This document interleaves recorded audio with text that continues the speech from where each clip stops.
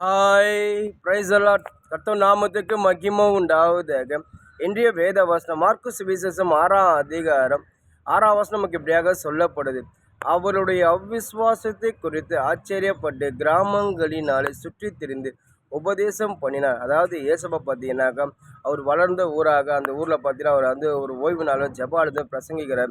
அநேக ஜனம் கர்த்தருடைய வசனம் கேட்குறாங்க. அது மட்டும் அவர் வசனத்தை போதிக்கும் போது ஒரு மனுஷனுக்குள்ள பிசாசு வெளியே வருது. அந்த பிசாசு அந்த மனுஷனை வந்து அலக்கழிச்சின்னு வெளியே வருது. ஏசப்பா அந்த பிசாசை ஒரு வாரத்தில் துரத்துறது. அந்த பிசாசு வந்து கர்த்தருக்கு பயந்து கீழ்ப்படிந்து அந்த மனுஷனுடைய வெளியே போகுது.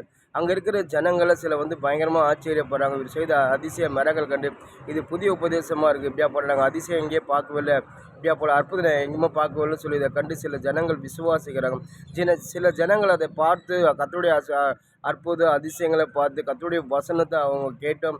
சில ஜனங்கள் வந்து அவ்விசுவாசமாக இருக்காங்க. அதை கண்டு ஏசப்பா வந்து ரொம்ப ஆச்சரியப்பட்டு அவங்களை உபதேசம் பண்ண தொடங்குறாரு. ஏன்னா ஒரு மனுஷனுக்கு அவ்விசுவாசம் வந்துச்சுன்னா வாழ்க்கையே டேஞ்சர் ஆகிடும்.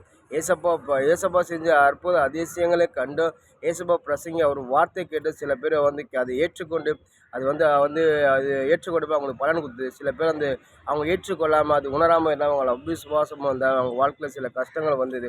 இன்றைக்கி நம்மளோட வாழ்க்கை நம்ம ஆண்டோடைய பிள்ளையாக இருக்கும் போது நம்ம ஒன்று கர்த்தருடைய கர்த்தரை எப்போ நம்ம விசுவாசிக்கணும். எந்த சூழ்நிலையும் சரி ஒரு துளி நம்மளுள்ள அவ்விசுவாசம் வரவே கூடாது. ஒரு மனுஷனுக்கு அவ்விசுவாசம் வந்துச்சுன்னா அவன் வாழ்க்கை ரொம்ப டேஞ்சராக போய்டும். எல்லாவற்றிலையும் சரி வந்து கர்த்தருடைய வார்த்தையை அவன் வந்து சந்தேகப்படுவான். கர்த்தர் செய்த அதிசய அற்புதங்களையும் சரி அவர் செய்த நன்மைகளை குறித்து சந்தேகப்படுவான். ஏன்னா அவ்விசுவாசம் ஒரு மனுஷனை வந்து அது வந்து கர்த்தருடைய நாளுக்கு கர்த்தருடைய வழி விலகி இப்போ அது பாவத்திலும் தள்ளிடும். ஏன்னா அவ்விசுவாசம் வந்துச்சுன்னா ஒரு மனுஷன் எதுவுமே பெற முடியாது. வேதம் அழகாக சொல்லுது, விசுவாசம் இல்லாத தேவனை பிரியப்படுத்தக்கூடாத காரியம். நீங்கள் விசுவாசம் இல்லாமல் தேவத்தை நீங்கள் எதுக்கடலாம் அதை பெறவே முடியாது. அது பார்த்தீங்கன்னா அநேக பேர் வந்து கர்த்தரை அறிஞ்சவங்க மட்டும் ஏசப்பா வந்து அவங்க சுகம் கொடுக்கல. கர்த்தரை அறியாதவங்க வந்து கேட்குறாங்க. ஆண்டு நம்பி விசுவாசமாக வராங்க. அந்த நம்பிக்கையை பார்த்தீங்கன்னா அவங்களுக்கு வந்து பயங்கரமாக அவங்க அந்த அற்புதத்தை பெற்று போகிறாங்க.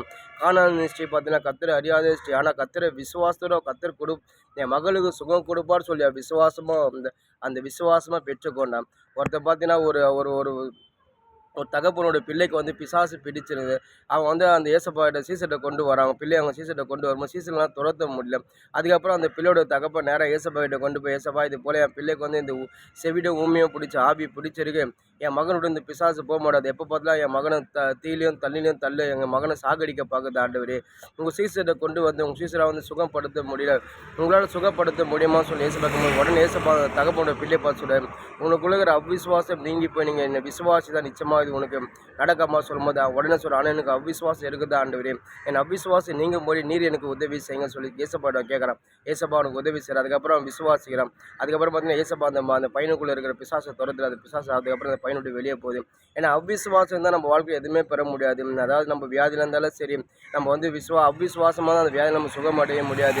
நம்ம பிசாசு பிடியில் மாட்டிக்கொண்டு இந்த ஐயோ இந்த பிசாசு எனக்கு போக மாட்டேது, அவ்வளோதான் பிசாசு எப்படி போகாது போல சொல்லி நீங்கள் ஒரு நாள் சரி அவ்விசுவாசமாக இருக்கு. உங்கள் வாழ்க்கையை எது செஞ்சாலும் சரி கர்த்தரிடத்து நீங்கள் வரும்போது அவ்விசுவாசமாக வந்தீங்கன்னா உங்களால் எதுவுமே பெற முடியாது. நீங்கள் எது வேணும் சரி விசுவாசமாக நீங்கள் வந்தீங்கன்னா கூடாத காரியம் தேவனால் நிச்சயமாக அது கூட. ஏன்னா தேவனால் கூடாத காரியம் ஒன்றுமே இல்லை.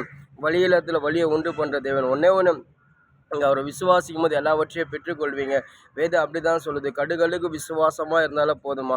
நீங்கள் மழையை பார்த்து பெய்ந்த சமுத்திரம் தள்ளு உண்டு போக அது அப்படியே போக சொல்லுது. அது மாதிரி இல்லை, நீங்கள் ஒரு துளி சந்தேகம் கூட நீங்கள் படாமல் அவருடைய வார்த்தையும் அவரையும் நீங்கள் விசுவாசிக்கும் போது நிச்சயமாக நீங்கள் எல்லாவற்றையும் பெற்றுக்கொள்வீங்க. ஏன்னா அவ்விசுவாசம் வந்து ரொம்ப டேஞ்சராக இருந்து ஒரு மனுஷனுக்கு அவ்விசுவாசம் வந்துச்சுன்னா அவன் எல்லாவற்றையும் ஏந்து அவ்விசுவாசம் அவனை பாவத்தில் கொண்டு போயிடும். இருக்க நாளுக்கு அவனை உள்ளுக்கே அது ஆளுகை செஞ்சு அவனை வந்து பயங்கரமான அழிவுவே கொண்டு போயிட்டான். ஏன்னா அவ்விசுவாசம் இருந்தால் தேவனால் எதுவுமே பெற முடியாது. அந்த ஜனங்கள் அவ்விசுவாசமாக இருந்தால் அவங்க ஒன்றுமே பெற முடியும். நீங்கள் தேவனுடைய பிள்ளையாக இருந்து ஒரு நாள் அவ்விசுவாசமாக எத்தனை விசுவாசிங்க நீங்கள் எல்லாவற்றையும் பெற்றுக்கொள்ளுங்க. ஆமீன்.